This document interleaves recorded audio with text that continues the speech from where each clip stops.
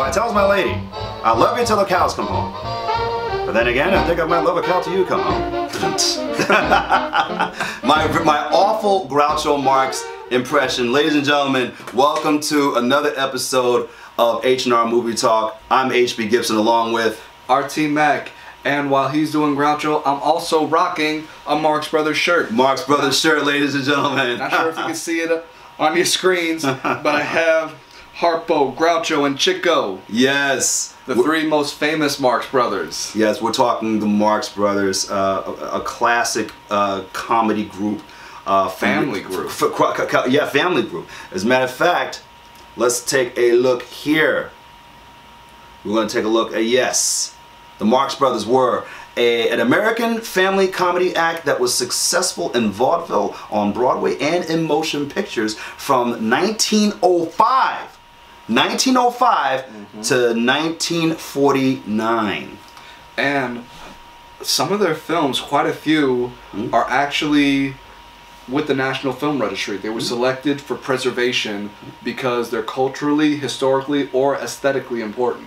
Yeah, exactly. And a lot of people, when you see the Marx Brothers on screen, you usually see three of them. Yeah. But there are actually how many? Five of them. There are actually five of them. Five. And this is the order that they were born. And we'll go by their stage names. Okay. First one born was Chico, the one who always had the Italian accent. Yep. Because I couldn't get in there because they said I needed the badge. And you have Harpo, the silent one. Yeah. You have Groucho. Oh, Groucho, the most famous one who just never... He just always had such a wise-ass remark. And just to let you know, if anybody knows about Groucho Marx, you see that he has these thick eyebrows and this thick mustache. Grease paint. And anybody who's into game shows knows that he was the host of You Bet Your Life. You Bet Your Life, yes. Which ran for quite a while on television. Exactly. One of the first, I think, game shows on TV. When TV was still in its infancy. Right.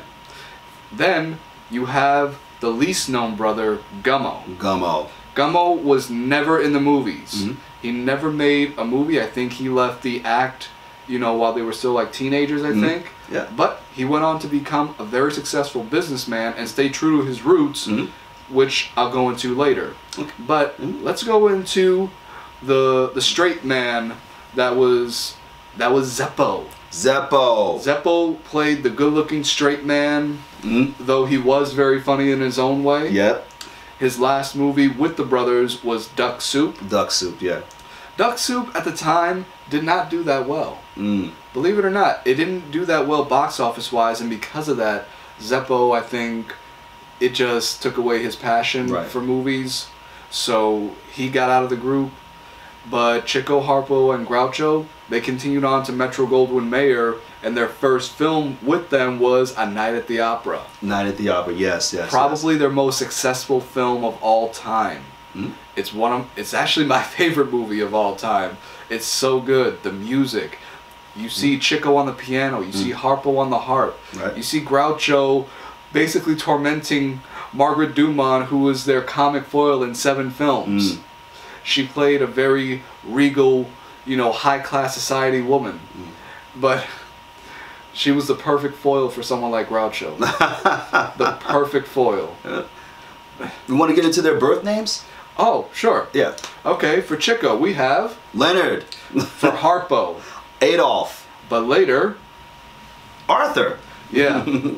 Groucho... We don't want to stick with the name Adolf. Yeah. No. We really don't. For Groucho, what do we have? Julius Henry. Which is... I never would have guessed that. Never. Gummo. Milton. Okay, very, very normal. Zeppo. Herbert Manfred. These all sound like very classy names. Yeah, but I'm glad they went with Chico, Harpo, Groucho, Zeppo, and Gummo. There we go. They all have stories about how they got their names too, though Gummo is the one I remember the most. Very simple. He always had gum in his shoes. Always had gum in his shoes. I remember that. Yeah. So very easy to remember. But because they were a close-knit family, their mother, Minnie, was the one who kept them together. She was the glue that kept them all together. And even as I said before, Zeppo got out of the group after Duck Soup, but he and Gummo went on to become very successful businessmen. Gummo also had success through agencies and even a raincoat business. Right. And Zeppo, look at that, a multi-millionaire. A multi-millionaire through engineering. Wow. So they all had very successful careers outside of the entertainment industry. Exactly. Now, there was a great special. It was like a one-man play with the actor Gabe Kaplan from Welcome Back, Kotter. If you remember Welcome Back, Kotter, he did a one-man play. It was all about Groucho Marx, and he did such a great job in it. If you get a chance to look it up, look up Gabe Kaplan, Groucho Marx, and you'll probably see it on YouTube. And he's been parodied so much. Yeah. You want to know a parody that I didn't get when I was a kid? It wasn't until I became an adult and actually learned about them that I actually got it. Let me guess. Bugs Bunny? Nope. No? No. Go much later. Oh my God. You're never gonna guess it. Whoa. It was on Pokemon. You're kidding me. I'm not. Okay. Wow. This is in the early years of Pokemon when Ash is traveling through the Orange Islands to compete in the Orange League. Right. And he's traveling with Misty and Tracy, who temporarily replaced Brock. And they come to an island where there's a school of Magikarp. And they meet a short, eccentric Pokemon watcher called Dr. Quackenpoker, who anybody who's a fan of the Marx Brothers will recognize that as a parody of Dr. Hackenbush from A Day at the Races, their second MGM film, where Groucho plays a horse doctor named Dr. Quackenbush. Oh my goodness. And he's called in to save the sanitarium, but he's lied to Margaret Dumont yet again. She thinks that he's a regular, people doctor. She doesn't realize he's a horse doctor. But he's keeping up the act because she's rich, and he wants to marry into a rich family. Because he's a gold digger.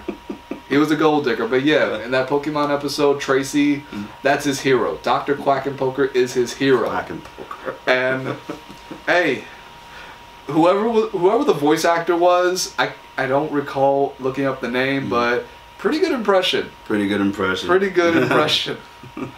But let's go into their film, shall we? Yes, their films. Their first film, first recorded film, is called Humor Risk, which was back in 1921. Yeah, and I could be wrong, but I think this is the film where we actually see Harpo speak for the only time, but it's a silent film, so all you see is intertitles. Now, so go figure.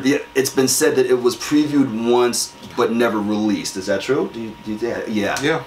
Thought to be lost. So, and yeah, unfortunately, over half of all films before 1950 are considered lost. Yeah. So, but here's the thing. Lost films are usually found in the most obscure places. You'd be surprised. There's actually a film featuring Mary Pickford, who was America's sweetheart during the Silent Age. They actually found a film of hers from 1911 inside somebody's garage. Wow. In a New Hampshire garage. Wow. So they restored it. Unfortunately, the first minute was too degraded, but the rest of it, it's all good and it's now preserved officially. Whoa.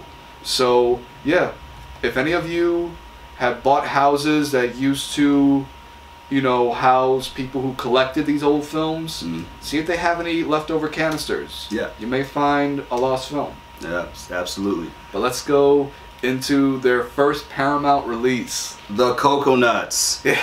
Back in 1929, released by Paramount. It was based on the 1925 Marx Brothers Broadway musical. Yeah, as HB said before, they were a hit on vaudeville and Broadway. Yeah. So all of these acts they had already perfected on stage. So they just reworked it for film. Yeah. And because of their verbal wit, they were perfect for talkies. Yes. Remember, 1929 had talkies, yes, the first sound films. Right. So their comedy wit and their timing was so perfected on stage that it translated perfectly on film. any of you out there who have who may have like improvisational groups, or if you have a comedy group, and you guys and gals really should definitely use and study the works of the Marx Brothers. I'm telling you, you can learn a whole lot from them, because their timing, the comedy timing was spot on. And then they released about 5 other films with Paramount. One, I know you saw this, Yes, Animal Crackers. Animal Crackers, absolutely, from Paramount. It was 1930. 1930. 1 year later, they did 2 films in 1931 with Paramount. The House That Shadows Built, which is a short subject. Yep. It's a short subject. And Monkey Business. Yes. Love that film. Another one, 1932, Horse Feathers. Horse Feathers. I'm trying to remember. I know I've seen Monkey Business and Horse Feathers.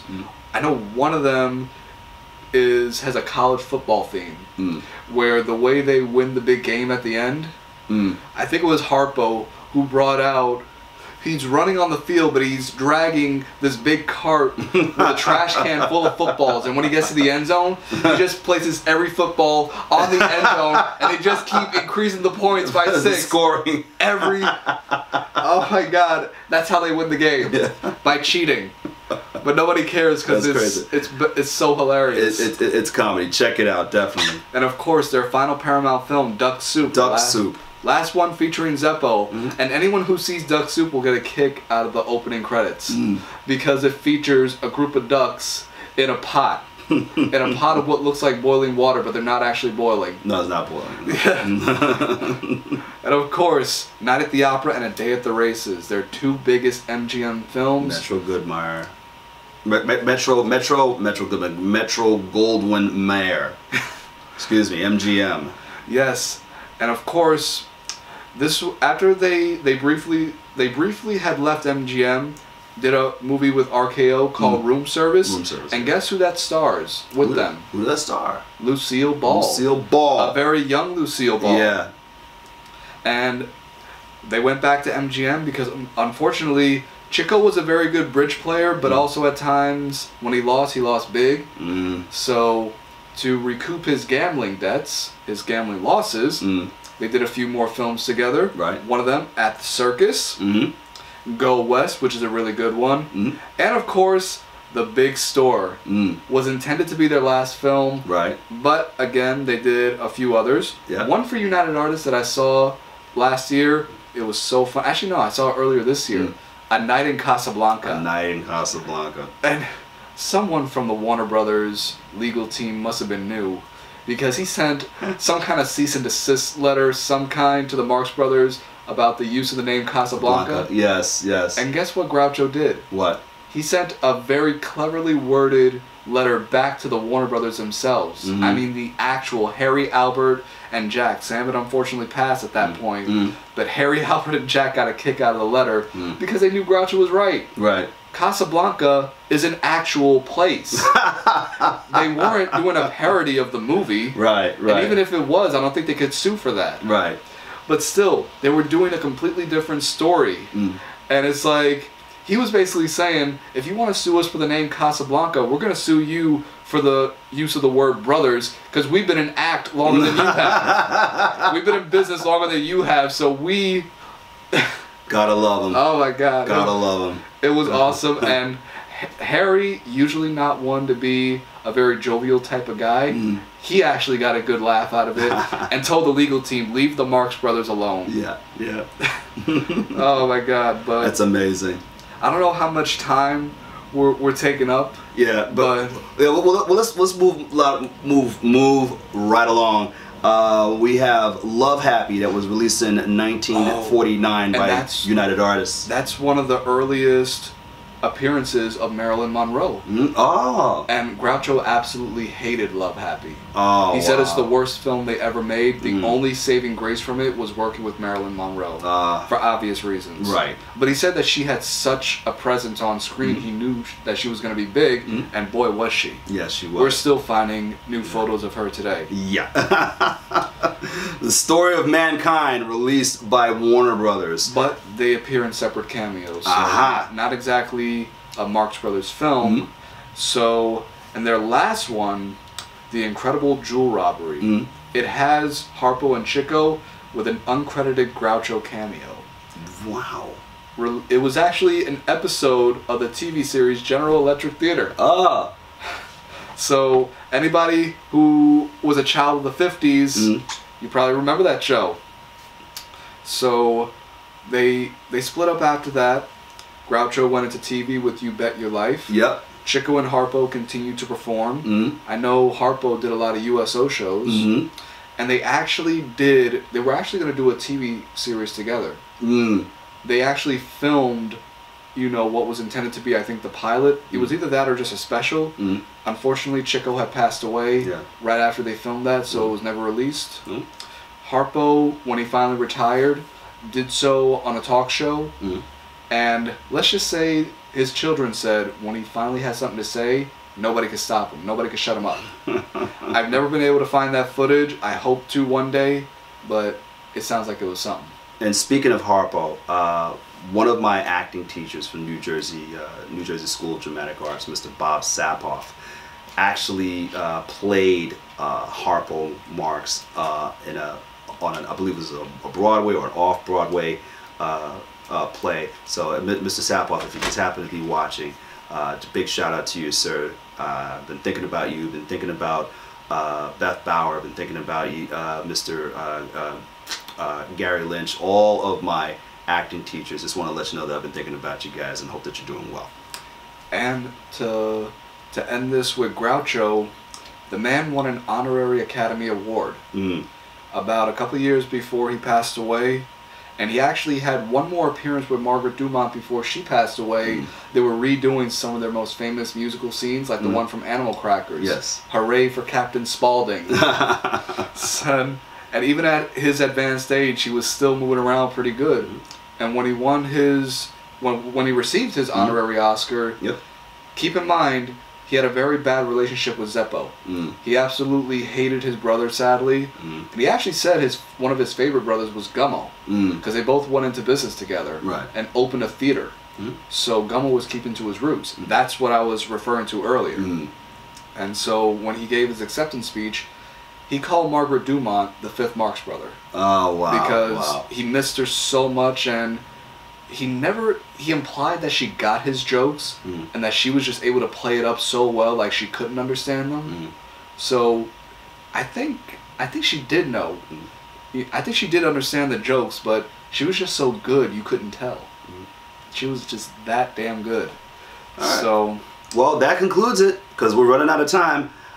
Just want to thank everybody for watching. Once again, H&R Movie Talk. We were talking about the Marx Brothers. Stay tuned to the next video, and until next time, when you're at the movie theater, please stay quiet. Thank you. Thanks. See you next time. Later.